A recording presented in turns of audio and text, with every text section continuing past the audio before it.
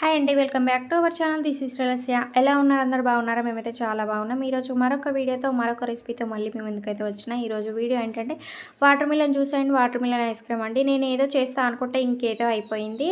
Water melon ice cream చేద్దామనుకుంటే ఆయనతో మా పిల్లలు వచ్చి ఒరిచ్చేసరికి మొత్తం మూత ఎగిరిపోయి ఇల్లంతా పడిపోయిందండి. వాటర్ మిలన్ జ్యూస్ అయితే ఇంకోటి పని ఎక్కువే అయిపోయింది. ఇలా ముక్కలుగా కట్ చేసుకున్న తర్వాత ఈ పీసెస్ని అన్ని మిక్సీ జార్లో వేసుకొని మిక్సీ అయితే పట్టుకోవాలి.